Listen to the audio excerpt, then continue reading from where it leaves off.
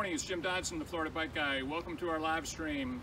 We're joined this morning by Ian from Chainwheel Drive in Clearwater at the Drew Street location, and we're going to do a little walkthrough on what we need to remember and check your bike before you take off on your ride.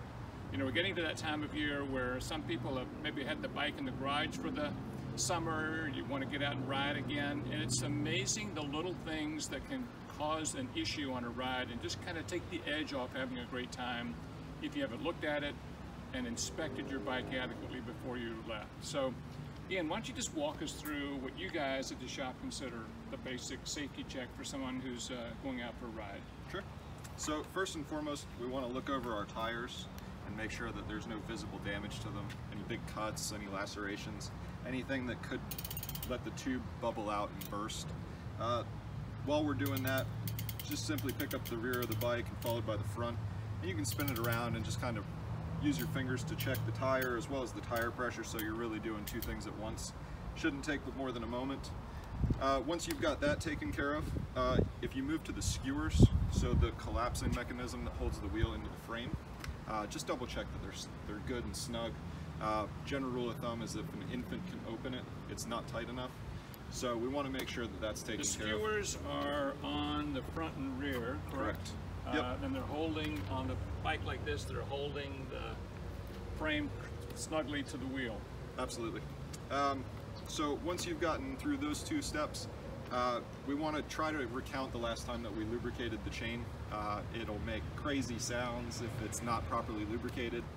So a little bit of chain lube, even cable lube at this point would be better than nothing at all if it's been a season or two since you've gone out for a ride. Walk somebody through a basic chain lube, because I think most of us think we need more oil on the chain than we do, and then we need it in the wrong places. So where do we really need it? Absolutely. If you look down at the chain, you really only need it on the top of the rollers. The faceplate doesn't really do a whole lot of heavy lifting. It's just kind of there to guide the rollers over the chain rings and the cassette. So less is actually more. It doesn't need to be saturated. It shouldn't be dripping off. It's going to pull a lot of road debris and grime up into it. It's going to get on your leg. It's going to splatter up on the frame of the bike. You're going to ruin your favorite shorts. Yeah. Right. You're going to have grease all over your brand new kit. So how do you actually do it? Somebody who wants to lube but they don't feel comfortable doing it, what would they do? A bike stand is ideal, but if you've got, you know, just yourself and your own two hands, you can kind of just hold the bike up with your pelvis and lean over it, and if you spin the cranks backwards, you can just drip a little bit of lubricant in between each chain link and just go around until it's a little bit here and there, and then just tidy it up with your fingers by just running your fingers back and forth. And as you pull it backwards, you can move your fingers forward, and of course you're going to pick up a little bit of nonsense, but that's what soap and water's for. So we can clean our hands when we're done, but that ensures a much more smooth shift-in system. And really, not having a properly lubed chain can dramatically impact how much fun you're going to have on the bike that day. Absolutely. If they sit around for half the season and you're not using it, they're going to rust and it's going to make a lot of chain noise. It's not going to shift properly. You have all kinds of issues. Yeah, a clean bike and a well-lubricated bike is a happy bike. So now that we've kind of covered the basic maintenance facets of the pre-bike check, we really want to make sure that our contact points are snug and secure. If you just give your saddle a little bit of a twist, if it's not moving at all, the likelihood that the bolt is tensioned correctly is pretty good. With the handlebars, along the same lines, if you just put a little bit of your body weight over the handlebars, even with a flat bar, you can put your hands on the brake levers. The drop bar is a little bit easier to do. Just give it a good stress, that way we're making sure it's not slipping in the stem. Alternatively, if you come around the front of the bike, you can double check that the stem on the back side of the handlebar is snug securely, and everything seems to be in order here. And then, certainly not least, but lights. Yeah. Even during the day, you want to be as visible as possible. Right. And what would they, I'm going to talk about the lights in a second. Address the brake issue for a second. What are they looking for in terms of brake pad, and especially on a rim type brake, one that's a rubber against the rim of the tire? So both rim brakes and disc brakes have wear indicators on them. The rim brake is quite simply that there's a line etched into the top of the brake pad itself. If you can still see that, the likelihood that you're in good shape is pretty good. The other immediate tell is if you can't pull your brake lever all the way to the handlebar, you're probably pretty good. Right, okay, all right. The brake check also, since you mentioned it, would probably also include making sure that the pads collapse on the rim at the exact same time. That way you're not over braking one side of the wheel and right. causing it to push over one direction or another. Right. And what's the proper braking ratio between front and rear brake? You don't want to, nobody wants to use the front brake exclusively. That's a danger. I always start with just rear and apply the appropriate amount of pressure to the front to make sure I stop where I want to. Right. All right. That's a good rule to keep in mind, because you can have a terrible accident hitting the front brake with full force. The bike's going to stop and you're not. Absolutely. Over the bars, as they say. Yeah, over the bars. Anything else from your standpoint? Make sure your water bottles are topped up. So water bottles, make sure you have your roadside assistance kit, make sure your helmet's within 3 to 5 years. The EVA foam does break down. If you haven't bought a helmet recently, there's a lot of brand new, really phenomenal technology that came out. So I'm wearing, this is actually a Bontrager wave cell technology. I also have the MIPS technology. Specialized makes them, their brand, everybody makes them now. I wouldn't get on a bicycle anymore without wave cell or MIPS.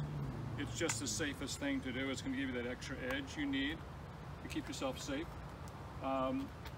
Address the mirror issue, if you would, Ian. Yeah, absolutely. So we ride with traffic. So we ride on the right-hand side. Never ride against traffic. Never ride against traffic. So having a side view mirror is a lot more of a confidence thing. You can see what's going on behind you. It's more predictable turning if you're going left. You're able to kind of see the pace line behind you if you are riding in a group ride. But even as a more casual endeavor, having a mirror, you can just get that 360 view. Yeah, and you can get a clip-on that goes on your helmet. I don't like anything on my helmet that close to my face. I use a mirror that goes on the end of my handlebar there, and I've had this mirror, actually a friend gave it to me, and it works great, and I've had it for years. It's a great confidence builder, as Ian said. So we've got it right here on the non-drive side handlebar. Easy to adjust. You can move it around while you're riding. You get down in the drop. Sometimes you want to move it so you get a better view of the. And I keep it so so I'm seeing just to my left what's in the lane immediately to my left, and somewhat behind me in case somebody's coming up close. That's my personal setting. This bike's equipped with a computer. You know, that's definitely optional, but it's fun to know exactly how far you've gone.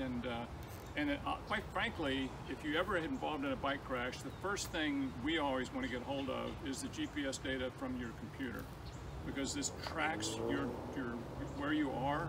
It tracks you on the road. You can overlay this on a map. You can tell where you were in relation to a stop sign or the through lane or the bike lane. It's critical data to reconstruct a bike crash. And so there's a lot of inexpensive computers out there that just give you speed. They're not going to give you, where you are, the GPS wise. So I recommend having a GPS computer, just in case the unexpected happens. It's made a huge difference in cases of ours. So a couple things that Ian and I were going to talk about. First is visibility. Obviously we have this well-logoed Jim Dodson Law jersey, which we give away in contests and what have you, but the data shows that if you're wearing a highly visible fluorescent colored jersey, there's a lot of data. There's a Denmark study that showed that your odds of being hit went down by 50%. They used a yellow jacket in the Denmark study. People need to distinguish you from the surrounding background. I always wear fluorescent socks. You can add shoes to that as well. I've got the same color shoes, not on me right now.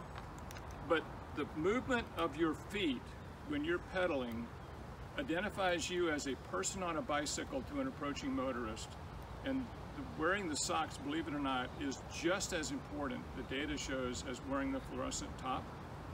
Quite frankly, I see a lot of people dressed in very cool looking, dark, black, blue outfits on dark bikes, and they look good, but they can't be seen in my view.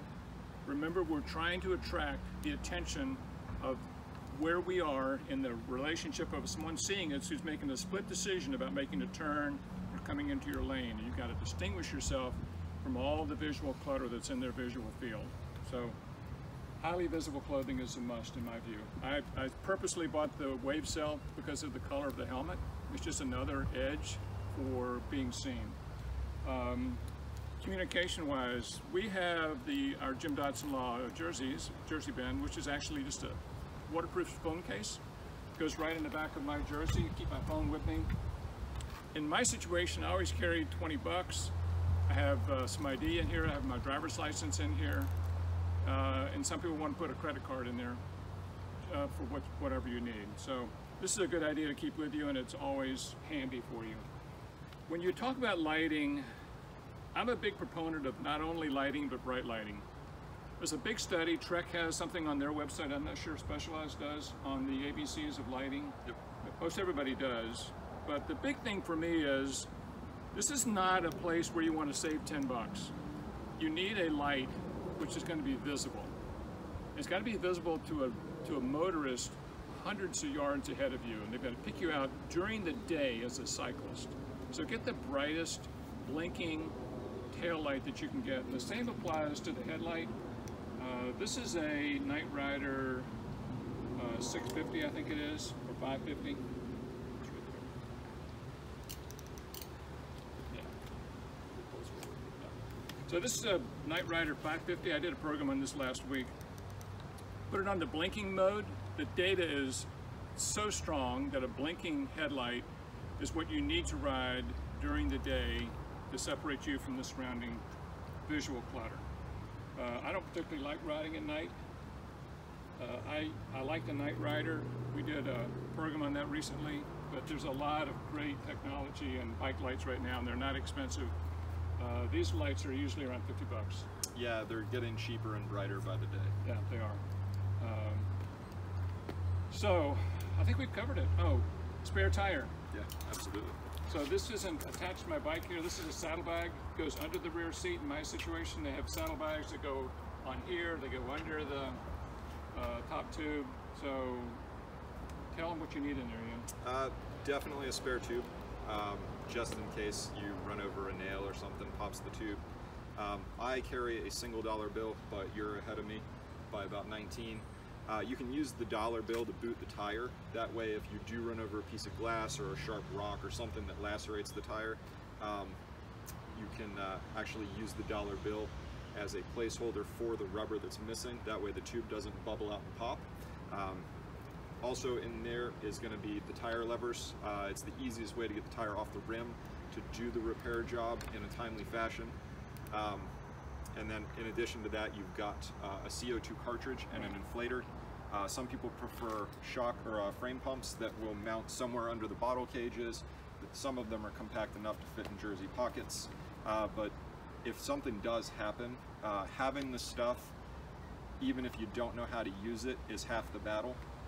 Needing it and not having it is the problem. Different people run different depth wheels, so not everyone is going to ride past you with the same valve length. But more importantly than all that, get out of the sun, find some shade, otherwise you're going to burn through your hydration. Yeah, freaking out about your tube. Cyclists are really considerate. They stop and help one another. So if you have a flat, you can always Google it. They'll walk you through how to change a front tire. They'll walk you through how to change a rear tire. So even if you've never done a flat repair, you can get by on the side of the road with your phone. So I think we've covered it this morning. Ian, I want to thank Ian from Chainwheel Drive. This has been a great walkthrough on what we need to remember before we get out and start our ride each week. If you have questions or concerns that you want to address to us, feel free to call us. And so this is Jim Dodson, the Florida Bike Guy. Katie's going to post an offer for our free bike light, our report on bike lights. So if we can help you in any way, be in touch. Jim Dodson, be good out there, be safe.